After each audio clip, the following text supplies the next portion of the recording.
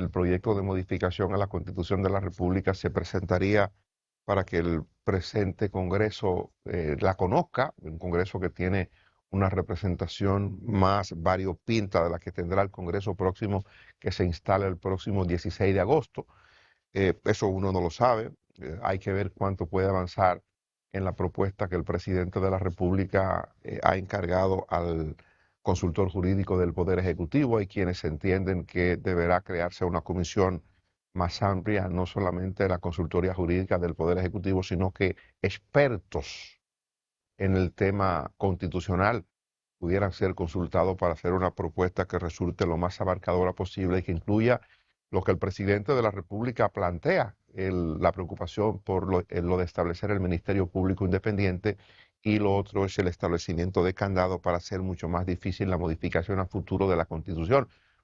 Habría que ver qué es lo que va a pasar si finalmente el gobierno se aboca a la creación de esa comisión especial para hacer la propuesta de modificación a la Constitución. Antes de eso, habrá que hacer una ley de convocatoria para convocar la Asamblea Revisora, que habrá de establecer los aspectos a modificar en la Constitución de la República. Hay una interpretación viejísima entre expertos en asuntos constitucionales, y es si una vez convocada la Asamblea Revisora debe sujetarse a los términos de la convocatoria para modificar específicamente lo que ha motivado a la convocatoria, los puntos clave. Digamos que si el Poder Ejecutivo pasa la ley para la reforma a la Constitución de la República para modificar los artículos tales y cuales sobre lo que tiene que ver con la designación del Ministerio Público y lo que tiene que ver con el establecimiento de los famosos candados para blindar la Constitución de la República, habría que ver si esa Asamblea Revisora solo se debe contraer a los elementos que están convocando a la modificación a la Constitución, o es soberana para incluir en la modificación constitucional otros elementos no contemplados en el origen de la convocatoria. Esa es una interpretación que tienen los expertos en asuntos constitucionales, de que sí, la constituyente o la Asamblea Revisora es soberana para poder incluir y meter en la reforma a la constitucional otros elementos, como por ejemplo lo de unificar las elecciones municipales con las presidenciales y congresuales, entre otras cosas que se están comentando que pudiera verse allí.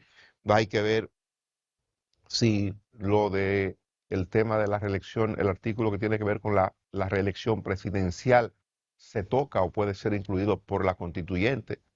Y son temas para discutirse. Hay hoy, bueno, hoy no, en los últimos días, ayer lo planteaba Servio Tulio Castaño Guzmán, que es el vicepresidente ejecutivo de FINJUS, Fundación Institucional y Justicia, decía, bueno, que tenemos una parte del 203 de la Constitución de la República que mandaba a la aprobación de una ley de referéndum o plebiscito para poder consultar de manera directa a los ciudadanos sobre temas importantes para la vida del país, incluyendo sobre la necesidad de reforma a la Constitución de la República, incluyendo temas que tienen que ver con asuntos fundamentales en la vida del país, un tratado internacional que pudiéramos consultar al pueblo de manera directa, al soberano, sobre un tratado internacional que puede afectar los intereses del país. En fin, eso está pendiente de ser aprobado en el Congreso. Se estableció en la modificación de la Constitución de la República en el año 2010. Debió producirse al término del mandato del 2012. 2008-2012, ciertamente debió producirse al término de ese mandato. No se hizo, no se ha hecho. Hace de eso ya 12 años. Eso está pendiente. De hecho, se aprobó en primera lectura un proyecto que sometió el diputado de Asua, de Baní, que, bueno, que se ha convertido, Julito Fulcar, lo sometió, se aprobó en primera lectura el proyecto, más no ha caminado más. Eso está pendiente de ser aprobado, de ser conocido. Hay una serie de discusiones riquísimas, digo yo, sobre la preocupación del Ejecutivo a partir de lo mucho que el presidente de la República ha promovido la necesidad de modificar la Constitución. Esto, obvio, no encanta a la oposición, a una parte de la oposición. Es posible que la gente del PLD se motive en aprobar la iniciativa, no, en cuanto a la forma, no sé en el fondo lo que el PLD quisiera que se incluya a una reforma a la Constitución. Ya se conoce la posición del partido Fuerza del Pueblo, que ha dicho que va a tomar las calles para impedir una modificación a la Constitución de la República, y el propio partido Fuerza del Pueblo tiene sus intereses. Leonel Fernández está habilitado. O sea, meter en la competencia o ver la posibilidad de que se meta en la competencia política a Danilo Medina o de que se pueda habilitar al presidente Abinader a futuro, Alguien me es un tema. reclamó ayer que explicara que cómo era que Danilo Medina, para que usted lo haga, no lo entendió, se habilita si cambian la constitución. ¿Qué tendría que pasar? No, mire, Pero lo del no, transitorio. ahí voy. Una nueva constitución de la República es una interpretación quizás muy simple, esta que voy a dar. Una nueva constitución de la República, en la opinión de algunos, una nueva constitución de la República operaría a futuro y pudiera destrabar las dificultades que tiene el presidente Medina para poder ser candidato a la presidencia y pudiera destrabar la dificultad que la constitución vigente impone al presidente Abinader. O sea, hay una interpretación simple, hay quienes entienden que no, que a pesar de que se pueda aprobar una constitución nueva, esa constitución nueva mantiene el impedimento para el presidente Danilo Medina y para el presidente Luis Abinader si no se modifica algunos elementos del, creo que el artículo 272, que es el que se cita en el tema de la reelección. Son interpretaciones de los expertos en materia constitucional, pero el supuesto de que el presidente Medina pudiera estar habilitado es a partir de que una nueva constitución de la República le daría la oportunidad, en función de que es una constitución nueva, de que él pudiera optar por la candidatura presidencial. Claro, yo digo, si el PLD se anima a participar de esta propuesta que está haciendo el gobierno, que está haciendo el presidente de la República, alguna ventaja o alguna conveniencia vería el Partido de la Liberación Dominicana, que hoy tiene como líder único al presidente Danilo Medina, que está inhabilitado de ser candidato a la presidencia de la República. Es él hoy el único ciudadano de la República Dominicana que está inhabilitado para ser candidato a la presidencia. Leonel Fernández gobernó 3 periodos, Danilo Medina gobernó 2, más el que está prohibido de presentarse, Danilo Medina.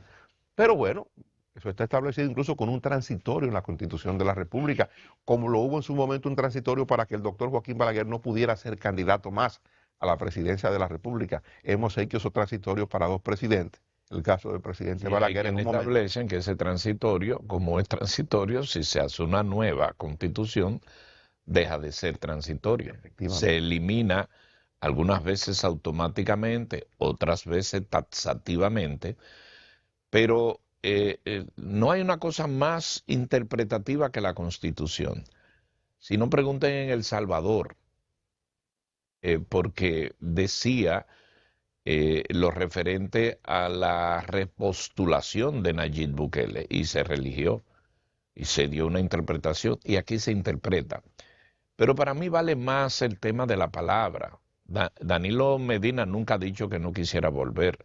Luis Abinader sí dijo que no va a volver y no pienso que pueda volver a ese destino por lo menos en el 2028.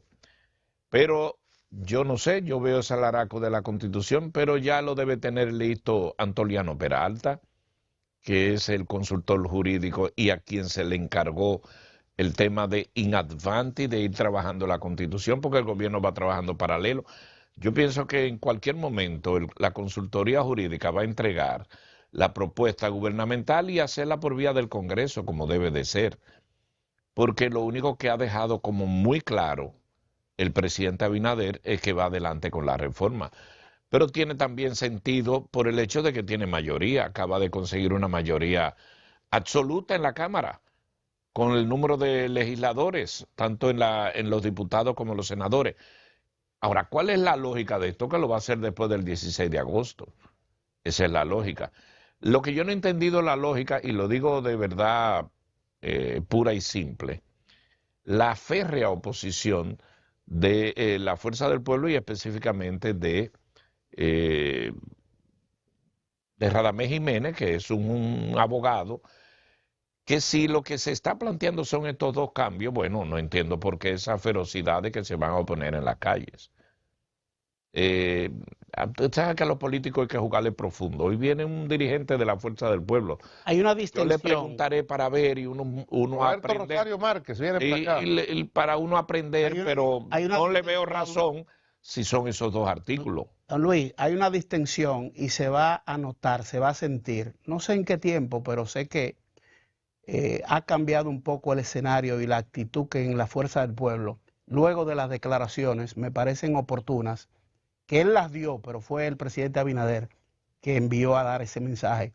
El presidente del Partido Revolucionario Moderno, José Ignacio Paliza, de que reconociendo que la Fuerza del Pueblo obtuvo la segunda mayoría, el 178 de la Constitución, artículo 178, no es todo lo claro y preciso, deja la posibilidad de interpretación para que se le reconozca esa condición de segunda mayoría porque usted obtuvo en las elecciones determinada cantidad de legisladores.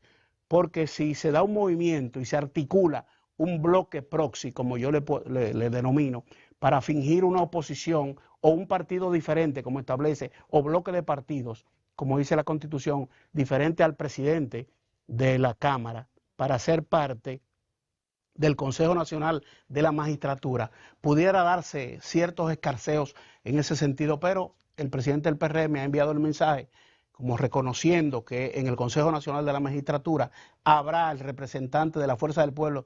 Parece ser que en el Senado y en la Cámara de Diputados, en los dos, eso ha traído cierta tranquilidad.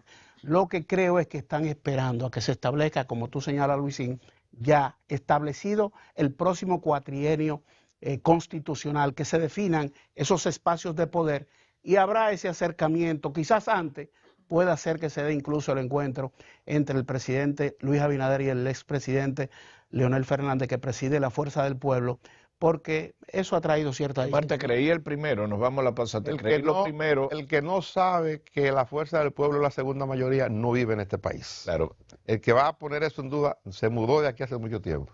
Y darle un crédito, valoro, es muy válido lo que acabas de hacer, porque eso fue una declaración de Paliza en su declaración, pero usted sabe que Paliza no va a hacer esa declaración si no tiene el advenimiento del presidente de la República. Eso es muy bien, antes de la pausa, porque eso era un murmullo que había por debajo. Antes de la pausa hay una perla que yo no puedo dejar de referir aquí.